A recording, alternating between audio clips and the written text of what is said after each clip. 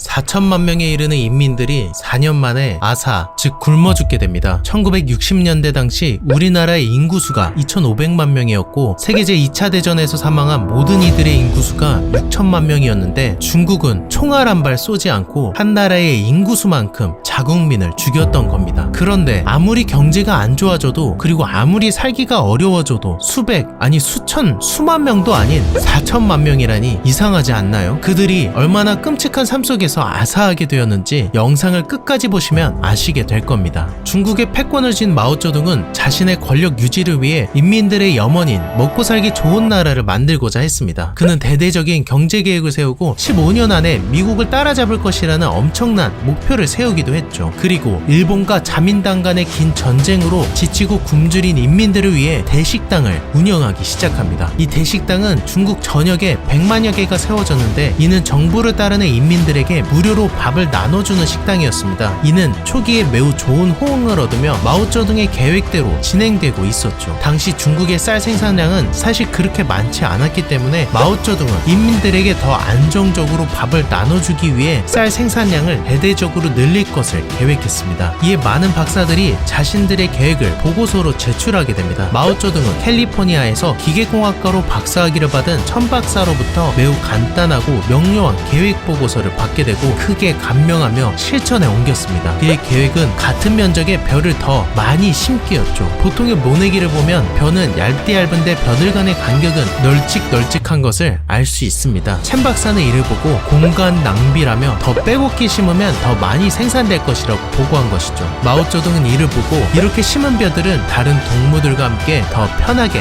자라겠군 이라하며 그의 계획에 큰 만족을 드러냈습니다. 언뜻 보면 그럴싸해 보일 수도 있으나 이는 농학을 완전히 무시한 단순 수학에 불과했고 이 결과 붙어있는 벼들 사이에 숨어있는 해충은 훨씬 더 많아졌으며 벼들은 서로 영양분을 뺏어가며 경쟁하기 시작했고 빼곡한 벼들은 서로가 서로에게 그늘막을 제공하며 햇볕을 빼앗아갔습니다. 결국 벼 생산량은 급격하게 감소하기 시작했죠. 그런데 마오쩌둥은 벼만 많이 심는 게 아니라 비료도 많이 뿌려야 한다고 주장했습니다. 이에 당 관료들은 인민들에게 엄청난 양의 비료를 공급할 것을 요구하였고 지역 간의 경쟁이 붙기 시작하며 할당량은 점차 기하급수적으로 늘어나기 시작했습니다. 인민들이 나르는 비료의 양은 할당량을 채우기 불가능했고 이는 급기야 해괴망측한 발상이 나오기 시작했죠. 당시의 집들은 진흙으로 지어진 오래된 가옥이 대부분이었는데 이 집들을 부셔서 논밭에 뿌리기 시작한 겁니다. 결국 마청이라는 한 지역에서만 5만 채에 달하는 건물들이 부서져서 비료로 사용되었습니다. 놀랍게도 이는 다른 도시들에게 영감을 주었고 전국적으로 집을 부셔서 비료로 주는 작업이 번지기 시작했죠. 이는 순간적으로 쌀 생산량을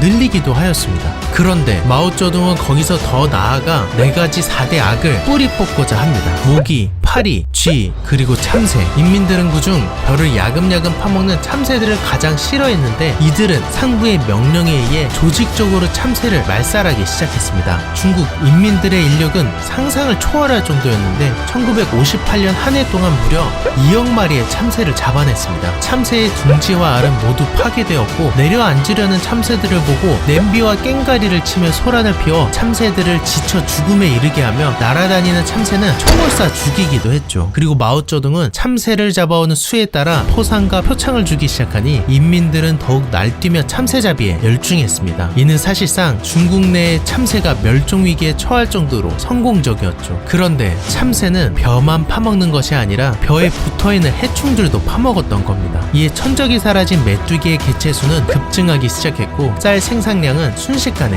급락하기 시작했죠. 그러나 각 지역의 관료들은 마오쩌둥에게 잘 보이기 위해 점점 더 부풀린 보고서를 제출했고 이에 마오쩌둥은 더 많은 할당량을 부여하기 시작했습니다. 그리고 마오쩌둥은 서구 문명을 바라보며 생각하기 시작합니다.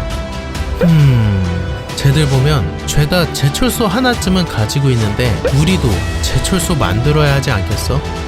제철소는 나라의 공업화와 경제 발전을 위해 필수적인 요소였고 그는 또다시 인민의 인력을 사용하기로 결정합니다. 그는 각 집마다 토보고로라는 용광로를 만들도록 지시했고 이에 중국 전역에는 100만 개가 넘는 토보고로가 만들어졌죠. 인민들은 철을 생산하기 위해 수저, 소뚜껑, 냄비 등 철이 들어갔다 싶으면 묻지도 따지지도 않고 용광로에 들이붓기 시작했습니다. 철강 생산량은 순식간에 전 세계에서 손에 꼽을 정도로 많아졌고 이에 마오쩌둥은 너무나 기쁜 나머지 인민들에게 더 많은 생산량을 요구했죠. 그러자 인민들은 할당량을 채우기 위해 트랙터 등 주요 농기구까지 녹여버리며 철 생산에 열을 가했습니다. 그런데 관료들이 할당량을 못 채우면 밥을 안 준다니 일단 농기구까지 다 녹여버리긴 했는데 농기구를 녹여버리니 농사를 지을 수 없게 되자 메이드인 토보고로 농기구를 다시금 사들이기 시작합니다. 문제는 이 토보고로 철은 사람의 힘으로도 부러지는 싸구려 철이었다는 겁니다. 본래 철을 만들려면 제성공정, 제강공정, 연주공정, 아병공정을 통해 탄소 등의 불순물을 제거하고 산소를 불어넣으며 강력하고 순도 높은 철을 생산해내야만 하죠. 그런데 이 토보고로는 이와 같은 모든 과정을 생략하고 녹여서 뭉치기만 했던 겁니다. 그러니 그 품질은 없는 이만 못한 품질이었으니 이를 보고 마오쩌둥은 누군가에게는 필요 없을지라도 또 다른 누군가에게는 분명 쓸모가 있을 것이다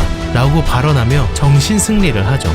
그런데 문제들이 점차 심각해지기 시작합니다. 빼곡히 모아 심은 벼들로 인해 벼들은 점차 말라갔고 해충들의 개체수를 조절해줄 참새들의 씨가 말라버리자 중국 전역에 메뚜기 떼가 휘몰아치며 농가와 생태계가 망가져갔습니다. 이에 인민들의 식사를 해결해줄 대식당에는 식량이 고갈되기 시작했고 인민들은 굶주리기 시작했죠. 인민들의 집에는 제대로 된 농기구와 주방용품은 남아있지 않았고 거기에 토보고로에 너무나 많은 나무를 쓴 나머지 마을 인근의 산들은 대부분 민둥산으로 바뀌어 있었기 때문에 겨울철 땔감을 떼기 위해 나무를 구하는 건 하늘의 별 따기였습니다. 더군다나 그들의 집은 이미 땔감으로 사라진 후였죠. 그렇게 인류 역사상 최악의 아사 사건이 발생하며 4천만 인민들은 굶주림 끝에 사망하고 맙니다. 마오쩌둥은 이로 인해 국가주석과 공산당 군사위원회 주석에서 물러나게 되며 사실상 중국 공산당에서 물러나는 수순을 밟게 됩니다. 이후 중국 공산당 권력은 덩샤오핑과 류사오치에게 차츰 넘어가고 있었죠. 그러나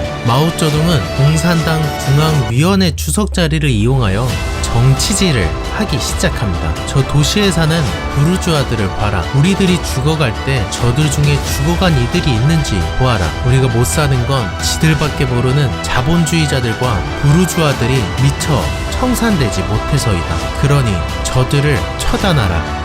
그러자 그들이 움직이기 시작했습니다. 이에 중국 역사상 유례를 찾아볼 수 없는 또 다른 최악의 사건이 발생하게 됩니다.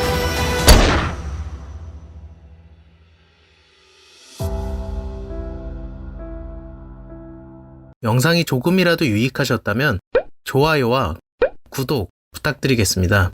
전 더 유익하고 재밌는 영상으로 찾아뵙겠습니다.